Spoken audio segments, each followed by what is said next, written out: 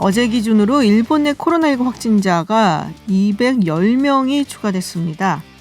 그동안 신규 확진자 숫자가 500명 안팎을 기록했던 것을 감안을 한다면 확산세가 둔화되는 것이 아니냐라는 언론 보도들이 나오고 있는데요. 그런데 또 일본의 전문가들은 정보 발표를 신뢰할 수 없다는 지적도 하고 있습니다. 네, 이영채 일본 게이센 여학원대 교수와 함께 일본 내 상황 짚어보도록 하겠습니다. 교수님 안녕하세요.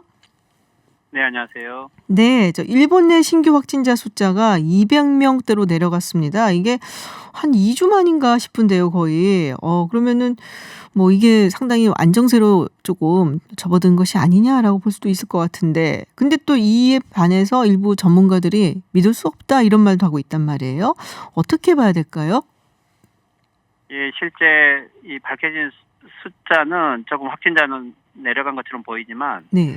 일본인들은 이걸 가지고 전혀 공포나 두려움에서 벗어나질 않고 있고, 오히려 이 숫자가 지금 좀 떨어지고 있는 것은 일본이 지금 2주간 골든위크라는 연휴 기간이 되었고요. 네네. 또 일본 같은 경우는 토요일하고 일요일 이런 휴일에는 거의 검사를 시간이 제한이 있어서 못하게 되고, 네. 평일도 검사 시간이 제한돼 있기 때문에 최근에는 도쿄를 떠나서 사람들이 대부분 다 지방으로 내려가 있고요. 네. 그래서 오히려 검사 수가 줄었기 때문이라는 게 좀 한 가지가 있고, 또 하나는 아직도 폭넓은 검사를 하고 있지 않기 때문에, 예를 들면 증상이 없는 무증상이라든가 경증상이라든가 진단받지 않고 있는 사람들이 훨씬 더 많이 활보하고 있는데, 이 숫자가 적은 것은 오히려 더 지금 검사를 못 받고 있는 상황을 더 보여주는 거죠. 그리고 오히려 이제 최근에 보면 오히려 도쿄도 같은 경우도 어제자로 보면은 상담 건수가 보통 한 1,000건, 2,000건 있던 것 같은데 어제 같은 경우는 5,000건이 있었어요. 즉 예를 들면 갈수록 상담 건수는 더 늘어나고 있고, 그런데 오히려 검사 숫자는 더 역으로 지금 줄어들고 있는 거고, 네네. 도쿄도 39명인데 어제자로 실제 검사가 오히려 더 줄어들고 있다는 것은 의료 붕괴가 전국적으로 현실화되어 있어서 지금 검사를 해도 병원으로 가지를 못하기 때문에 오히려 검사를 억제하고 있다고 보는 게 더 맞는 것 같습니다. 아, 그렇군요. 검사 수가 일단은 많지가 않다. 주말이 끼고 그런 것 때문에, 그리고 지금도 폭넓은 검사는 이루어지고 있지 않다. 상담 수가 늘었는데 검사 수는 줄었다는 말씀도 굉장히 특이한데요. 그러다 보니까 이게 아무래도 제대로 된 검사가 이루어지지 않기 때문에 확진자 수도 좀 줄어든 것으로 보인다라는 말씀이신 건데요. 저는 사실은 왜냐면 아베 총리가 본격적으로 올림픽을 연기하고 난 다음에 코로나에 대해서 적극적으로 대응을 한다라고 얘기를 했었잖아요. 그래서 검사 건수도 하루에 2만 건을 늘린다 그러고 여러 가지 방법들을 도입을 한다 그랬는데 여전히 제대로 이루어지고 있지가 않은 거네요. 네, 그렇습니다. 도쿄가 어제도 검사 전체를 보면 지금까지 도쿄가 2만 건 정도 검사를 해서 네. 지금 4,000명대가 되고 있는데, 도쿄 인구가 1,400만 명인데 검사를 석 달까지 2만 명 정도밖에 하지 않았던 거죠. 그런데 이제 또 하나는 그렇다면은 지금 이제 의료 붕괴가 각 지역에서 현실화되어 있기 때문에 의료인들을 보호하기 위해서는 드라이브 스루라든지 이런 것들을 해야 되는데, 네. 아베 수상은 2만 건으로 늘리고 드라이브 스루도 하겠다고 하지만 실제 지방에서 약 몇 구씩 드라이브 스루를 도입을 해서 하고는 있는데 거기도 그렇게 수가 많지는 않고요. 네. 교토에서 어제 처음으로 드라이브 스루를 하기 위한 처음으로 이 모델을 전체 실행을 하고 있는 형태인데, 이것도 이제 이 교토 같은 큰 데서 시작을 하는 정도면 의료 붕괴 때문에 의료인들을 지키기 위해서 어쩔 수 없이 드라이브 스루를 하지 않을 수 없게 된 거고, 오히려 폭넓은 사람들을 검사를 하기 위해서 시작했던 건 아닌 것이죠. 특히 도쿄 도내에서도 만들어 놓은 곳은 있는데 일부러 이 장소를 공개하고 있지 않아요. 혹시 장소를 많이 공개돼가지고 사람들이 그곳에서 많은 검사를 받으면 오히려 이게 또 의료 붕괴를 더 촉진시킨다고 생각하기 때문에, 네네. 이게 어떻게 보면 아직까지도 올림픽 연기 이후에 그렇다면은 코로나를 체계적으로 진단을 폭넓게 하고 그리고 격리를 해서 의료진들을 막는 이런 형태로 갔어야 되는데, 일본은 그것도 지역 감염에 대해서는 전혀 대책하지 않는 형태를 계속 방치했기 때문에 모든 게 다 늦어져서 더 상황이 악화되고 있는 것 같고요. 지금 현재 일본에서는 이제 의료 붕괴를 넘어서 가족들 내에 감염 붕괴, 가족 붕괴가 됐고 그리고 어. 회사에서도 대량으로 나와서 조직 붕괴가 됐고 실제 이거 사회 붕괴 직전 아니냐라는 게 기본적인 인식인 것 같습니다.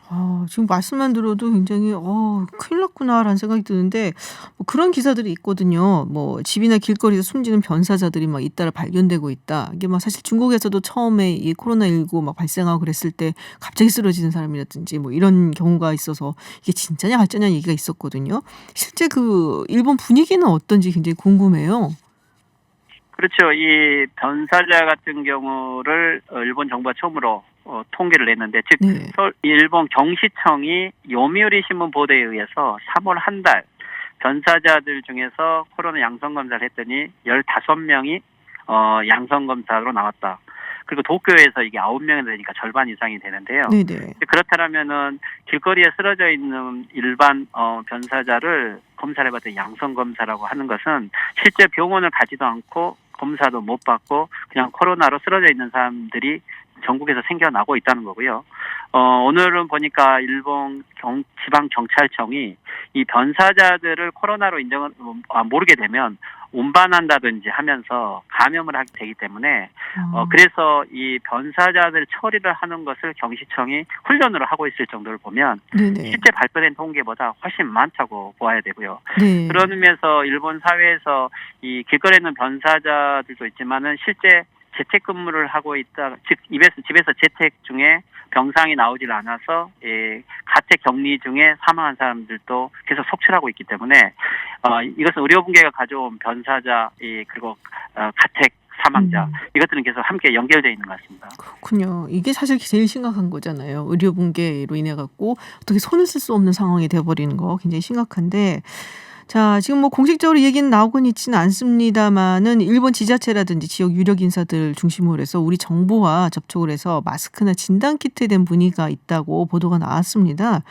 뭐 근데 또 일본 정부에서는 뭐 아니라고 스가 관방장관이 그런 부분에 대해서 한국 측하고 논의한 적이 없다는 얘기를 했는데 어떻습니까 지금? 실제로는 어떤 얘기가 오가고 있는 것이고 이게 좀 더 계속되다 보면은 일본 중앙정부에서도 우리 측에 뭐 도움을 좀 요청한다든지 뭐 그럴 가능성은 있어 보이나요? 글쎄요, 일본이 일단 의료 붕괴가 현실화된 것은 의료 현장에 방역 비품이 거의 없고 네. 마스크 자체도 일반 사람들에게도 없지만 의료진들에게도 거의 없기 때문에 한국의 의료 마스크 정도가 보급이 되고 또 긴급 방역 비품들이 병원으로 가는 것이 제일 필요함에도 불구하고 현재 일본 정부가 그런 대책을 안 해주고 있고 대신 이제 지방 정부는 그러니까 정부가 안 해주니까 즉 한국의 소프트뱅크의 손정희 씨 같은 네네. 분에게 부탁을 하니까 기업인들이 거기에 도와주겠다라고 이야기를 하고 있어서 지방 정부는 자기 나름대로 많은 자구책을 써야 되는데 그런 의미지만은 일본 정부가 한국에게 직접 손을 내밀기에는 한일 관계라든지 또 일본 내에 지금까지 만들어 혐한 정서를 봤을 때 일본 정부가 그런 전향적인 자세를 취하기는 쉽지 않고요. 네. 그렇지만 이제 경제인들이 서로 경제 교류라는 측면에서 아마 간접적으로 아직 물류는 정지되어 있지 않기 때문에 한국 것을 수입할 수 있다고 보고요. 또 지방자치단체들 간에는 오히려 자매 결연 관계 속에서 지원을 한다고 하면 지금 지방 정부는 이게 한국이냐 아니냐를 떠나서 세계 어느 물건이든지 가서서 지금 병상을 확보하지 않고 이 긴급물자를 하지 않으면 모든 게 다 붕괴되기 때문에 네. 실제 지방은 동경도보다 훨씬 더 열악한 상황인 거죠. 그래서 거기는 아마 한국과의 교류를 할 수 있을 거고 하지만 일본 중앙정부는 절대 한국에게 공식적으로 아마 지원하는 형태는 하지 않겠죠. 그렇지만 정경련이라든지 또는 한일 의원연맹이라든지 이런 부분들의 노력은 꼭 필요하고 또는 가능하다고 봅니다. 네. 사실 한일 관계가 굉장히 힘들었잖아요, 최근에. 그래서 어떻게 보면 좀 이런 기회에 협력하면서 손도 잡고 좀 관계를 좀 유화시키고 발전시키는 것도 나쁘지 않을 거라고 보여지는데 그럼에도 불구하고 일본 중앙정부 측에서는 공식적으로 요청을 한다든지 이런 일은 없을 거라고 보시는군요. 아마 중앙정부 아베 수상이 그런 이야기는 어려울 거고 네. 오늘도 수가 관방장관이 한일 간은 공식적으로 이런 맞아요. 이야기는 없다라고 이야기를 하는 걸 보면 일본 정부가 공식적으로 요청은 하지 않겠죠. 하지만 국가적으로 지금 상황을 냉철하게 보고 또 국민들의 생명 한 명이라도 구출해야 된다는 이런 인식을 하게 되면 한일 관계를 오히려 더 개선을 해서라도 자꾸 적극 나서야 되지만 실제 아마 지금 아베 수상과 그 내각 일대에서는 그런 식으로 처음부터 한국을 접근하지도 않았고 지금 현재 의료 예를 들면 한국에서 수입 문제보다 일본 전체에 대한 대책 자체가 구체적인 계획이 없기 때문에 네. 꼭 한국만의 문제는 아니라고 봅니다. 그렇군요. 그 마스크 얘기 때문에 굉장히 보도가 많이 됐었어요. 한국에도. 그래서 아베노 마스크다 뭐 이런 얘기도 있었고 했는데 이게 너무 작고 뭐 천 마스크인데 뭐 불량품도 있고 했다고 했어요. 우리 교수님께서도 혹시 마스크 받으셨어요? 각 집집마다 배달되고 있다고 하는데 네. 지금 아직도 배달이 늦고 있는데 근데 이제 그 중간 너무 문제가 많았죠. 네네. 말씀하신 것처럼 벌레도 나오고 곰팡이도 나오고 또 결국에는 불량품도 많고 또 이 금액이 실제 아베 수상이 이야기한 것은 약 466억 엔, 우리나라 5천억 정도 되는 돈이었는데 실제 이 수주를 받은 기업들은 다 합쳐서 99억 엔 정도, 990억, 약 1,000억 정도밖에 되지 않는다. 그러면 3천억은 어디로 간 거냐? 5천억 정도가요? 이 4천억 정도가. 그래서 이것을 야당이 추궁을 하니까 결국 마스크를 중도에 회수하고 그리고 배부하지 않겠다라고 하기도 했고 또 금액도 결국에는 이 99억 엔으로 싸게 되었다라고 해서 좀 발을 빼고 있기 때문에 네. 아직 도착하지 않았는데 아마 받지 못할 수도 있다. 좀 이런 생각도 하고 있습니다. 아, 교수님 아직 받지 못하셨고 지금 뭐 여러 가지 이야기들이 있어서 아예 그냥 받지 못할 수도 있겠다라는 생각까지 하고 계시는군요. 네, 그럴 겁니다. 아마 이 마스크가 계속 보급되고 마스크 이야기 계속 나오면 계속 아베 정권의 이 무대책 그리고 네네. 실패한 정책을 계속 발목을 잡는 것이 되기 때문에 아마 네. 마스크는 회수하는 걸로 알고 있습니다. 아, 회수를 하는 것으로 알고 계시다. 근데요, 어제였나요? 그 시조가 현에서 저 중의원 보궐선거가 열렸다라고 알고 있는데 자민당 후보가 당선이 됐단 말이에요. 이 뭐 여러 가지 이유로 아베 정권에 대한 불신이 굉장히 높은데 그 와중에도 선거 결과는 또 자민당 후보가 당선이 되고 이거 뭐 어떻게 봐야 될까요? 네, 글쎄요, 조금 선거 결과는 의외로 이 자민당 후보가 네. 이긴 걸로 나왔는데 좀 이 선거를 좀 구체적으로 그렇게까지 분석할 필요는 없는데 좀 네. 상황을 보면 원래는 여기에 자민당 후보가 있었던 곳이었고 네네. 이분이 병으로 돌아가셔서 보궐선거를 한 곳이기 때문에 뭐 자민당 쪽에는 유력한 오히려 유리한 곳이었습니다. 그렇지만 이제 야당이 함께 연대를 했는데 조금 표차가 많이 났었고요. 근데 네. 투표율이 지난번에는 50% 이상이었는데 이번에는 약 38% 정도로 훨씬 낮았기 때문에 실제 조직표를 가지고 있는 아베 정권에게 유리했던 거고 오히려 이것을 야당이 연대할 만큼 조직적인 준비도 사회적 거리 때문에 하지를 못했고 그래서 오히려 선거가 투표율이 너무 낮아서 여론이 반영되기보다는 조직표로 이긴 아베 정권이 이걸로 국민들에게 지금 현재 이 코로나 대책이 평가를 받은 거라고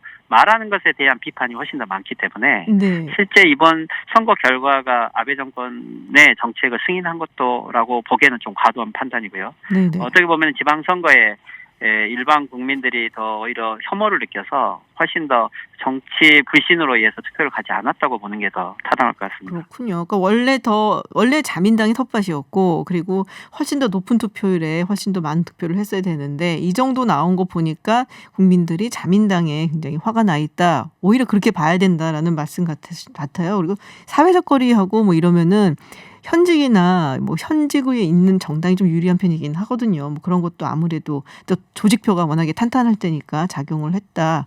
이렇게 보는 게 맞다라는 말씀 같으세요.